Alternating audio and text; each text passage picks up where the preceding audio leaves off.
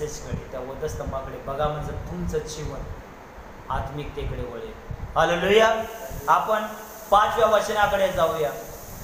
आणि 5वं वचन आहे, ज्यावेळेस आपण बघतो 5वं वचन आहे, मला तहान लागली आहे.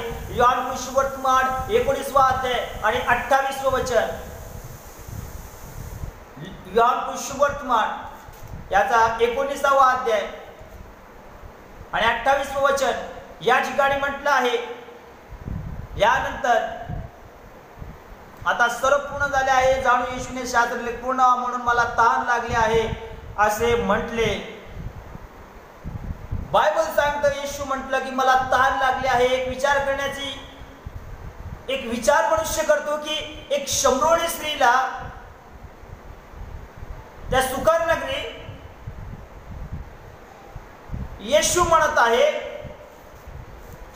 की बाई, जे मी पाणी तुला देईन तर तुला कधी तहान लागणार नाही. आणि आज तोच येशू म्हणत आहे की मला तहान लागली आहे. कशा प्रकारचं जीवन आहे, काय कसे विचार करणार आपण? येशू कसा म्हणत आहे मला तहान लागली आहे? बायबल सांगते येशू म्हणतो मला तहान लागली आहे. येशूचे या वचनातून कळत आहे की तो आत्मिक तहानेविषयी विचार करत आहे. आत्मिक तहान त्याला लागत आहे प्रियानो. ज्यावेळेस त्या येशू, ज्यावेळेस त्या बायबल ज्यावेळेस आपण बघतो की ज्या ठिकाणी तो बसला होता त्या ठिकाणी एक शिमोन करी, ज्यावेळेस त्या ठिकाणी एक स्त्री होती आणि त्या ठिकाणी त्या स्त्रीला तो म्हणतो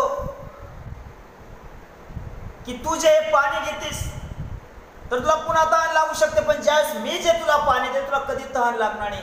ती म्हणते, अगर प्रभू तुम्ही हे पाणी मला द्याल तर खरंच मला ते पाणी द्या तुम्ही, म्हणजे मला पुन्हा पुन्हा इतका त्रास करून इतक्या वर येण्यासाठी मी आले नसते किंवा मी येणार नाही. तुम्हाला माहिती आहे, परमेश्वर तिला तिच्यातले सर्व दोष दाखवतो.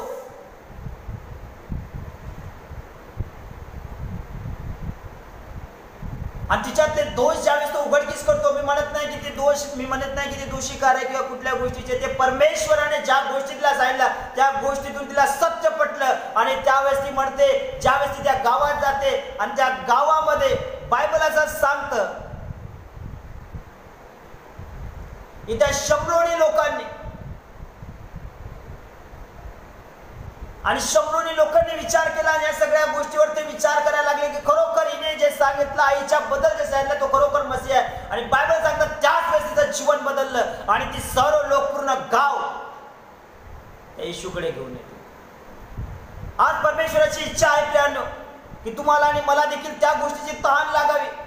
प्रभू आज त्या वधस्तंभावरून पाहत आहे, प्रभूला तहान लागली आहे प्रियानो. आज तुम्ही आणि माझे जीवन, आपल्या जीवनामध्ये देखील भरपूर अशा गोष्टी आहेत की त्या गोष्टीला आपण काढून टाकावं आणि परमेश्वराच्या प्रति आत्म्याची, त्याच्या वचनाची, त्याच्या प्रार्थनेची, त्याच्या सेवकाची, त्याच्या अनेक प्रकारच्या राज्यमय गोष्टीची आपल्याला तहान लागणं गरजेचं आहे. ही प्रभूची इच्छा आहे प्रियानो. ही प्रभूची इच्छा आहे की तुम्हाला त्या गोष्टीची तहान लागावी की ज्या गोष्टीची प्रभूला तहान लागली आहे. आणि प्रभू म्हणत आहे की पहा मला तहान लागली आहे. आणि बायबल असं सांगतं की त्या रोमी सिपायाने काय केलं, आंब घेतलं आणि त्याच्या तोंडाला लावण्याचं पाहिलं, पण त्याने ते घेतलं नाही, कारण की त्याला ती तहान नव्हती. तहान त्याला वेगळी होती. तुमच्या आणि माझ्या आत्म्याची त्याला काळजी होती. वधस्तंभाकडे बघून प्रियानो बायबल सांगत आहे प्रियानो, पौलुस म्हणतो करिन्थकरास पहिले पत्रमध्ये 16-17 मध्ये की ज्या कुणाला वधस्तंभाचा संदेश कळत आहे की त्याला तो तारणाचा आहे आणि ज्याला कळत नाही त्याला तो मूर्खपणाचा आहे.